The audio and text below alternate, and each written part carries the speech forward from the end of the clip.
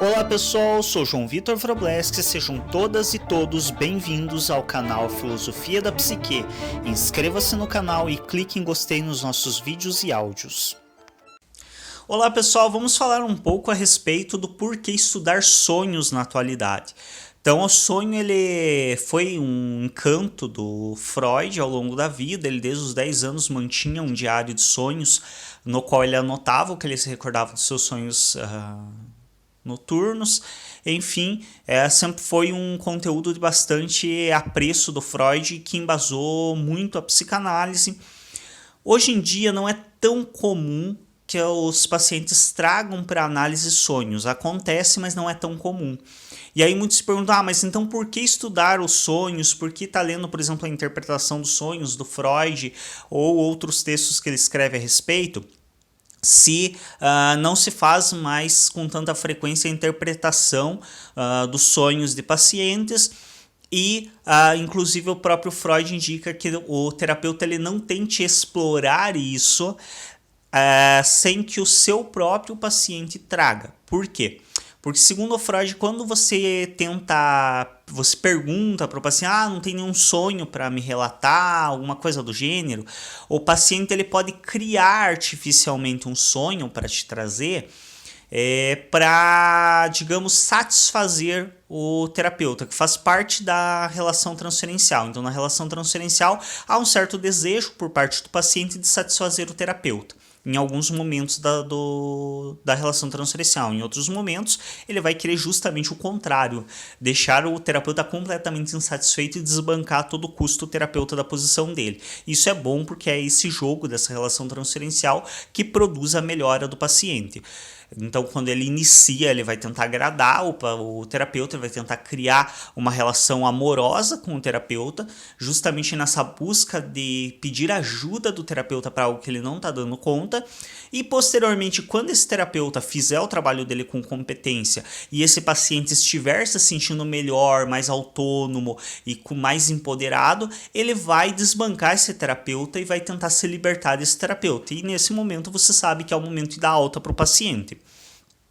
E, nesse sentido, o Freud ele nos diz que nesse momento inicial, quando o paciente está tentando agradar o terapeuta, é muito perigoso você pedir para que o paciente te relate um sonho, porque você pode acabar induzindo a criar artificialmente um sonho.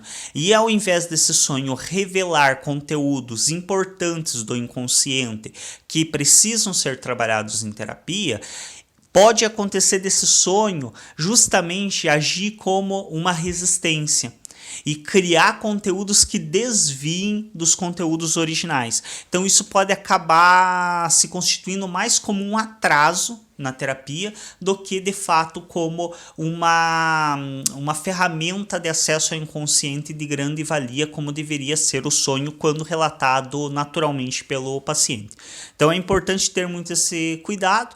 E aí retoma a pergunta, né? Por que então estudar sonhos? Se não é comum que os pacientes continuem nos trazendo sonhos na psicanálise, que é quem deu maior ênfase a isso, existem sim trabalhos da própria TCC com análise de sonhos, com uma outra visão, claro que não a psicanalítica, mas quem ganha maior ênfase na análise de sonhos é sem dúvida a psicanálise. A teoria analítica do Jung também valoriza bastante os sonhos, mas é uma outra perspectiva também. E nesse sentido, se os pacientes não estão mais trazendo para os psicanalistas sonhos, e se nós não devemos, os psicanalistas não devem pedir a esse paciente que traga sonho, então qual é a finalidade de afinal estudar a interpretação de sonhos, estudar o funcionamento do sonho? Uma das questões que nós temos que entender é que o sonho, para além de ser uma ferramenta de acesso ao inconsciente, ele é o próprio funcionamento do inconsciente. Então o sonho, ele demonstra de uma maneira mais escrachada o funcionamento do psiquismo e do inconsciente. Ele demonstra com maior ênfase a resistência ao deslocamento, ele demonstra com maior ênfase a condensação. Então existem vários dos conceitos que acontecem no nosso psiquismo psiquismo durante o período desperto que são demonstrados de uma maneira mais visual e escrachada no sonho. Então, por exemplo, o ato falho, que é uma das formas também de acesso ao inconsciente, ele ocorre, ele pode ser interpretado.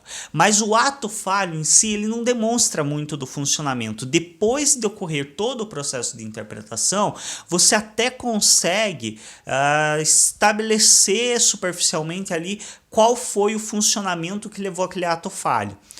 Mas não é tão claro quanto um sonho, aonde você, por exemplo, tem a condensação de várias pessoas em uma. Então, o paciente relata ou o próprio terapeuta, a partir da análise dos seus sonhos, percebe que sonha com uma pessoa, mas que tem a personalidade de outra, que tem o sorriso de outra, que faz lembrar outra. Então ali você percebe de uma maneira muito visual e que nós ainda mantemos consciência, muitas vezes depois de despertos, do funcionamento da condensação, assim como também da própria resistência, do deslocamento. Então você está sonhando com uma coisa, de repente o sonho muda completamente para outra coisa que parece nada a ver, mas que quando você analisa com um pouquinho mais de atenção, você percebe que há uma correlação. O sonho, ele torna o funcionamento psíquico mais visual. E por isso o sonho é muito importante de continuar sendo estudado, mesmo que os pacientes não tenham tanto o hábito mais de trazer para a terapia os sonhos, e mesmo que você não chegue a analisar os sonhos dos seus pacientes, é importante para um psicanalista estudar o sonho para compreender melhor qual é o funcionamento psíquico, como que o inconsciente trabalha, como que os conteúdos escapam. Então é muito importante nesse sentido, estudar os sonhos para compreender melhor o psiquismo e não necessariamente para aprender a interpretá-los, já que a interpretação dos sonhos de fato tem sido muito mais rara. Infelizmente existem também alguns terapeutas que mesmo recebendo sonhos não os interpretam.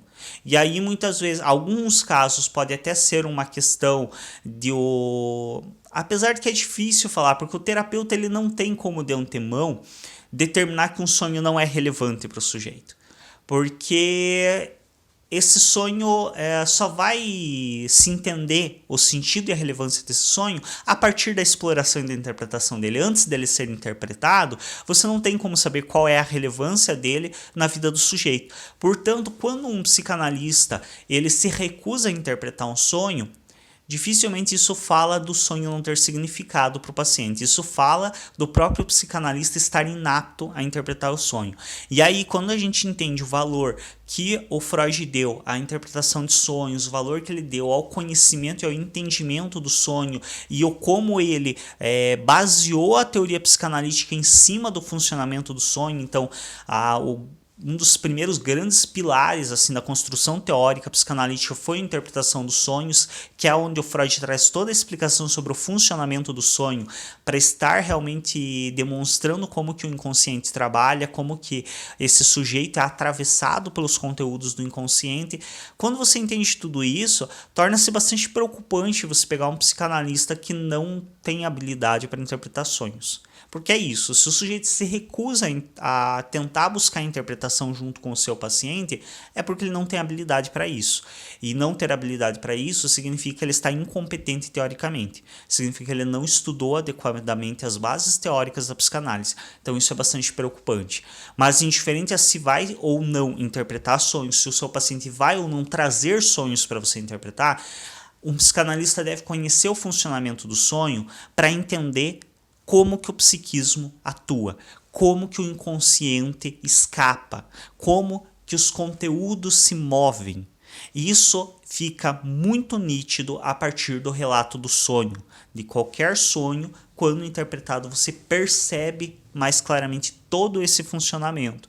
Então é algo mais visual, é algo mais, eu diria, talvez falando teoricamente, algo mais concreto teoricamente. Então, algo que consegue deixar mais claro o funcionamento psíquico para nós.